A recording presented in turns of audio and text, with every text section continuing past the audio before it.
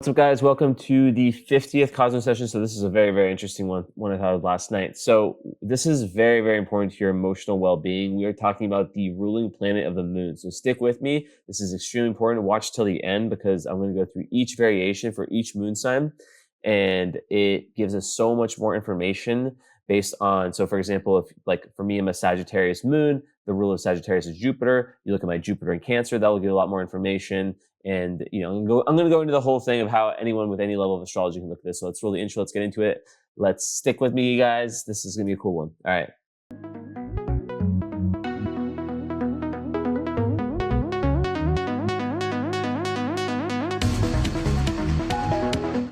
All right, guys, welcome. So basically, most people look at their moon sign in isolation. Really, obviously, the aspects, main aspects, the house. And by the way, I know my eyes are red. I slept horribly. I'm feeling a little bit better now at 6 o'clock. But really, the ruling planet shapes how the moon operates. It gives further details. So, you have to look at the ruling planet sign, the house, and the key aspects it makes to tell you more about how you express yourself on that lunar level. What's the lunar level? Lunar level is the most important because it represents what it needs for us, what we need as individuals to feel happy, to feel secure, to feel good in our own body, in our own internal foundational state, right? Like it's like the internal, metaphorically, it's like we all have an internal home, right? And that's our moon sign. So we want to live in line with that. So for example, a Capricorn moon is ruled by Saturn. And if that Saturn is then in Pisces, it'll be a lot different than if that Saturn was in Capricorn. I'll go into that in a sec. So, yeah, it really is like the manager of your emotions. If the moon is your emotional core, this is like the manager of that, right? So, how your moon operates, how it finds that fulfillment. And obviously the house is where, what area of life you seek that emotional stability. So, okay, let's go from sign to sign. I need to get a paper out. Ugh, don't run away, don't run away. Okay, so we'll start with Leo. Shit, we're gonna write this stuff. Goddamn. Number 50 should have been more organized. Okay, so Leo / Sun. Basically, okay, so Leo moons ruled by the sun. You look at the sun as the ruling planet. The sun is obviously about identity, self-expression, purpose, how you shine. So basically the moon's emotional needs. So it's a very interesting balance between, the feminine and the masculine. And it's tied to where the sun is placed. So like a Leo moon with the sun in Scorpio, we're just going to go with signs right now instead of, obviously the house and the aspects add a lot. It's going to be so much, it's going to be a more private, emotionally intense person than a Leo moon, with the sun in Gemini, right? Which is going to be more playful, more social, more curious. So that's a really, really good example. Next we have Cancer, moon. So Cancer, and basically, Cancer moon, already, they're going to be very, very deep emotional people.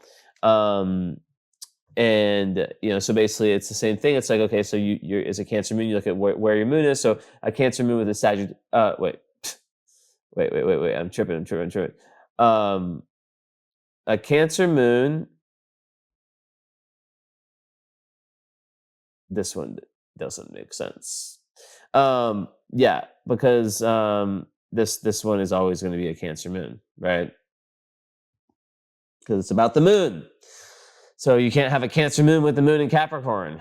I guess, yeah. So having a Cancer moon, the ruling planet of your moon is the moon. So TBD on that one. I would say that this is the one where it doesn't really apply here. Perhaps I'm wrong, but it just, yeah. Okay, so Mercury, this is for Gem and Virgo. Yeah, so a Mercury ruled moon, they can be very, the mind can govern the emotions. They can have a tendency to intellectualize their emotions and be more in the mental realm than in the emotional realm. So they can process their emotions through words, analysis. Yeah. And basically, like you look at the Mercury sign, so like a Gemini moon with a Mercury in Pisces is gonna be a lot, different than a Gemini moon with a Mercury in Aries, um, Aries or Leo or something like that, right? Because like you'll have a very poetic expression of that lunar energy, right? Of that emotional energy. It's gonna be a lot more empathetic, a lot more compassionate, and yeah, poetic, as I said.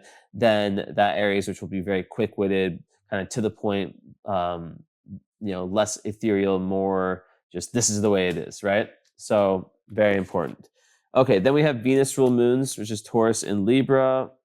Um, there is, whether it's through pleasure, stability, relationships, touch or the senses, connection in general.